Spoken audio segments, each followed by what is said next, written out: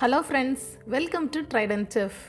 இந்த வீடியோவில் நம்ம ரொம்ப சிம்பிளாக நல்ல டேஸ்டியாக ஜூஸியான பாதுஷா ரொம்ப ஈஸியாக எப்படி செய்கிறதுன்னு பார்க்கலாம் வாங்க. இது செய்கிறதுக்கு ஃபஸ்ட் ஒரு மிக்சிங் பவுலில் 2 கப் மைதா கூடவே 1/2 டீஸ்பூன் பேக்கிங் பவுடர் சேர்க்குறேன். ஃபஸ்ட் இந்த இரண்டையும் நல்லா மிக்ஸ் பண்ணி விட்டுடலாம். பேக்கிங் பவுடர் இந்த மாவு கூட நல்லா மிக்ஸ் ஆன பிறகு இதில் 3 டேபிள் ஸ்பூன் அளவு நல்ல கெட்டியான தயிர் சேர்க்குறேன். கூடவே 1/4 கப் நெய் சேர்த்துடலாம். நெய் சேர்க்குறதுனால இந்த பாதுஷாவோட ஃப்ளேவர் ரொம்ப நல்லாயிருக்கும். 1 டீஸ்பூன் சர்க்கரை கூடவே 1/4 கப் பால் சேர்க்குறேன். பால் ஃபுல்லாக சேர்த்துடாமல் கொஞ்சம் கொஞ்சமாக சேர்த்துக்கோங்க. ஃபஸ்ட்டு கொஞ்சமாக சேர்த்துட்டு நல்லா பிசைந்து விடுறேன். நம்ம ஃபஸ்ட்டே எல்லா பாலையுமே சேர்த்துட்டோம் அப்படின்னா மாவு எந்த அளவுக்கு லூஸாக பிசைந்து எடுக்கிறோன்னு நம்மளுக்கு தெரியாது. அதனால் கொஞ்சம் கொஞ்சமாக பால் சேர்த்து விட்டு பிசைந்து எடுத்துகிட்டே இருங்க. நான் இதில் 1/4 கப் பாலுக்கு கொஞ்சம் குறைவாக சேர்த்துருக்குறேன். மாவை ரொம்ப சாஃப்டாக பிசைந்து எடுத்துடாமல் நல்லா கெட்டியாக பிசைந்து எடுத்துக்கோங்க. இப்போ பாருங்கள், மாவை நல்லா பிசைந்து எடுத்தாச்சு.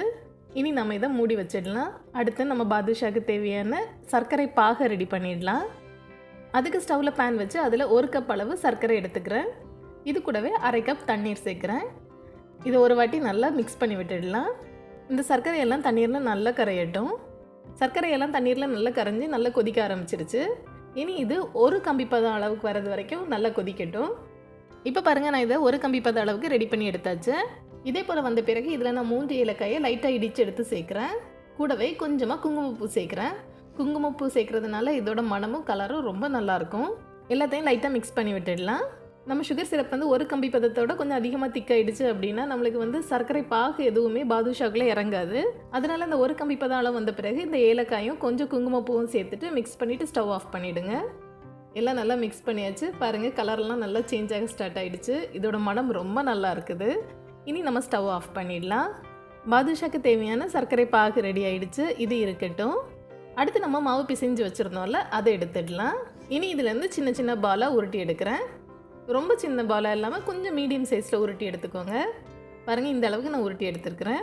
அடுத்து நம்ம இதை உள்ளங்கையில் வச்சுட்டு லைட்டாக தட்டி விட்டுட்டு நடுவில் ஒரு ஓட்டை போட்டு எடுத்துடலாம். பாருங்கள், இதே போல் நான் செஞ்சு எடுக்கிறேன்.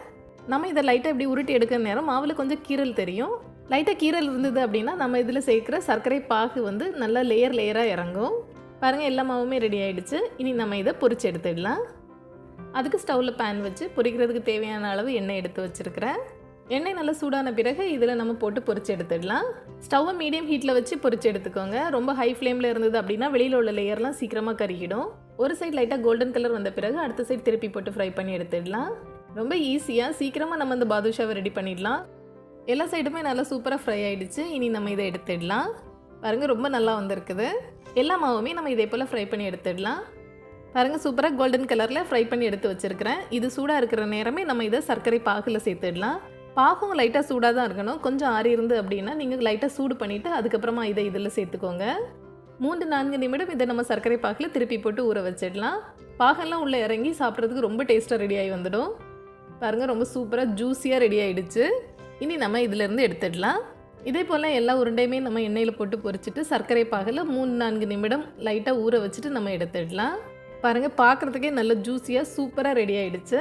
இனி இதுக்கு மேலே நம்மளுக்கு தேவைன்னா கொஞ்சமாக நட்ஸ் சேர்த்துக்கலாம். நான் இதில் கொஞ்சமாக பிஸ்தாவும் கொஞ்சம் முந்திரி பருப்பும் லைட்டாக பிடிச்சி எடுத்து சேர்க்குறேன். இந்த பாதுஷா நம்ம பேக்கரியில் வாங்கி சாப்பிட்ற டேஸ்ட்டில் ரொம்ப சூப்பராக இருக்கும். அவ்வளோதான், ரொம்ப சிம்பிளாக நல்ல ஜூஸியான பாதுஷா சூப்பராக ரெடி ஆகிடுச்சு. கண்டிப்பாக நீங்களும் இதை ட்ரை பண்ணி பாருங்கள். மீண்டும் ஒரு சுவையான ரெசிபியோடு விரைவில் சந்திப்போம். தேங்க்ஸ் ஃபார் வாட்சிங்.